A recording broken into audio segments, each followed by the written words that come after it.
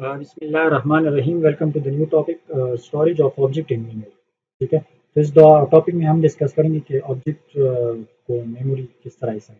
ठीक है, ऑब्जेक्ट के अंदर चूंकि हमारे पास डेटा मेंबर्स भी होते हैं और मेंबर फंक्शन भी होते हैं, तो हम देखते हैं कि मेंबर फंक्शन को कैसी मेमोरी मिलती है और मेंबर डेटा को कैसी मिलती है। ठीक है, तो व्हेन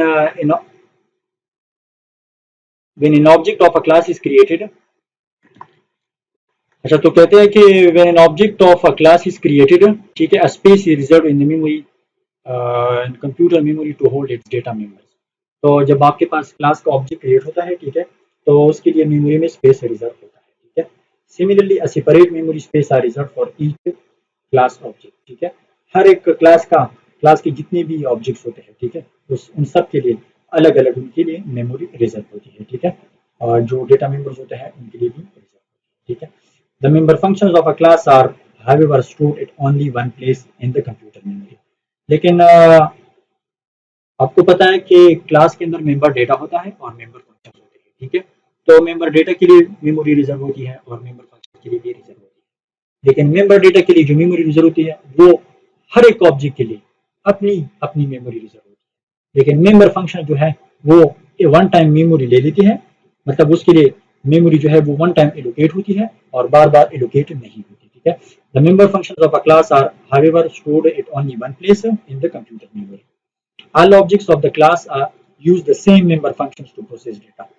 तो क्लास के all objects of the class के जितने भी ऑब्जेक्ट्स होंगे use the same member functions to process data. वो क्या करेंगे, वो सेम मेंबर फंक्शंस को यूज करेंगे डेटा को प्रोसेस करने के लिए। ठीक है, फंक्शंस आपके पास एक जगह पे स्टोर होंगे तो सारे के सारे ऑब्जेक्ट्स उन फंक्शंस को यूटिलाइज कर देंगे। ठीक है, therefore while each object has a separate memory space for data members। ठीक है, the member functions of a class are stored in only one place and are shared by all the objects। ठीक है, और सारे के सारे objects उन member function को शेयर करते हैं और उनसे काम ले लेते हैं, उनको यूटिलाइज करते हैं। ठीक है, तो प्रैक्टिकल की तरफ जाते हैं। ठीक है,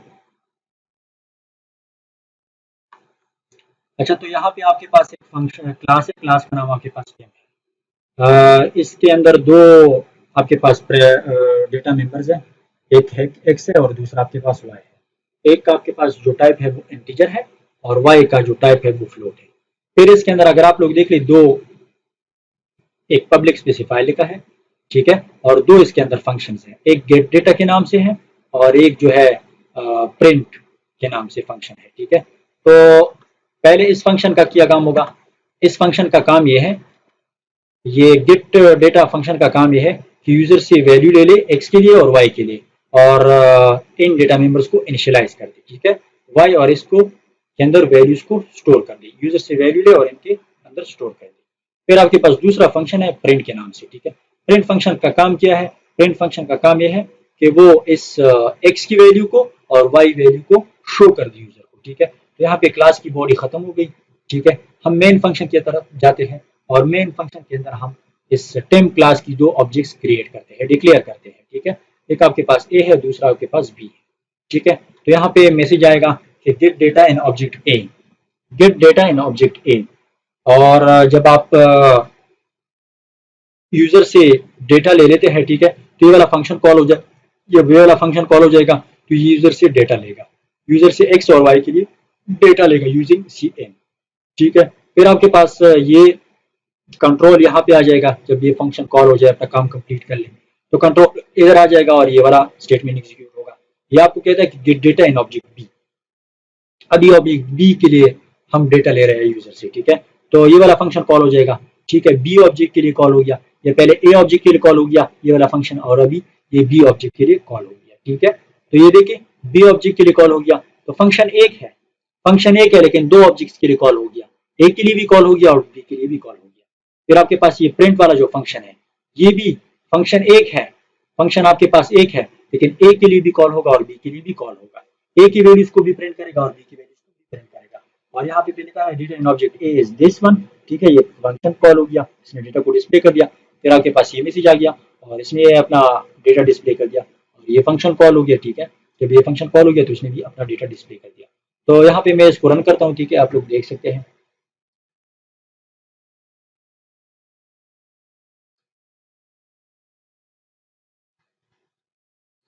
अच्छा, ये आपके पास रन हो गया, कहता है कि एंटर वैल्यू ऑफ एक्स, ठीक है, आपने एक्स की वैल्यू एंटर कर दी, ठीक है। फिर कहता है कि एंटर वैल्यू ऑफ वाई, आपने ये एंटर कर दी, ठीक है। अभी कहता है कि gate data in object B, ये ऑब्जेक्ट ए के लिए था आपके पास, ठीक है।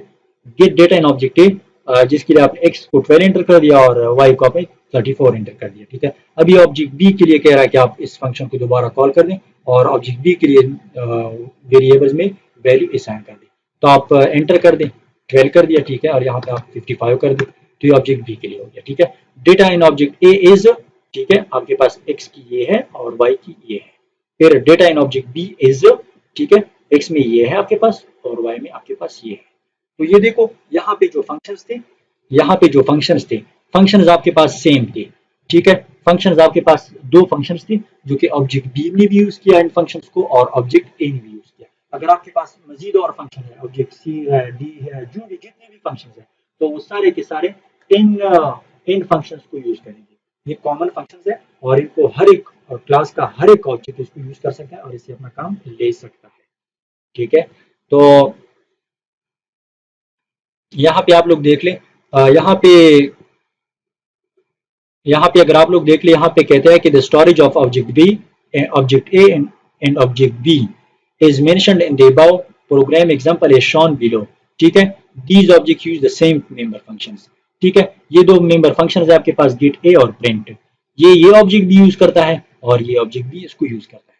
कॉमन फंक्शंस है, ये भी इसको यूज करता है और ये भी इसको यूज करता है, ठीक है। तो फंक्शंस के लिए, मेंबर फंक्शंस के लिए मेमोरी में एक दफा जगह एलोकेट होती है और फिर ऑब्जेक्ट उसको बार बार यूटिलाइज और यूज कर सकते हैं, ठीक है। अच्छा, इसके बाद आपके पास एक छोटा सा टॉपिक है, फंक्शंस और मेथड्स के दरमियान क्या फर्क है, ठीक है। तो फंक्शंस आपके पास क्या होते हैं, फंक्शंस आपके पास सेट ऑफ इंस्ट्रक्शंस होते हैं जो कि स्पेसिफिक टास्क परफॉर्म करता है, ठीक है। मेथड भी आपके पास एक कुछ स्पेसिफिक इंस्ट्रक्शंस होते हैं जो कि कुछ कोई टास्क परफॉर्म करता है, कोई एक्शन कर लेता है, ठीक है, कोई प्रॉब्लम सॉल्व करता है। तो फंक्शन और मेथड का काम सेम है, लेकिन फर्क ये है कि आपके पास जो मेथड्स होते हैं वो ऑब्जेक्ट्स के साथ एसोसिएट होते हैं। यानी जब मेथड को आप कॉल करेंगे तो आपने ऑब्जेक्ट के जरिए कॉल करना होगा और फंक्शन को जब आप कॉल करेंगे तो वो आप उसके लिए आपको उसकी जरूरत नहीं होती, ठीक है, उसके लिए आपको ऑब्जेक्ट की जरूरत नहीं होती, ठीक है। तो method, a method like a function is a set of instructions to perform a task. The difference is that method is associated with an object while function is not, ठीक है। आप लोग देख सकते हैं यहाँ पे, अगर आप लोग देख लें तो ये फंक्शंस हैं, ये नॉर्मल फंक्शंस हैं।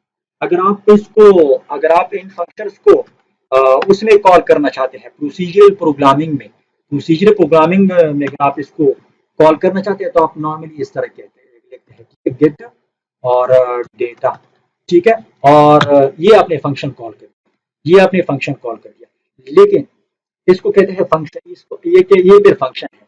अगर फिर फंक्शन को आप ऑब्जेक्ट के जरिए कॉल करना चाहते हैं, फंक्शन को आप ऑब्जेक्ट के जरिए कॉल करना चाहते हैं, लेट सपोज आपने इस तरह कर दिया ए डॉट गेट डेटा, तो इसको फिर कहते हैं मेथड, इसको फिर कहते हैं मेथड, ठीक है।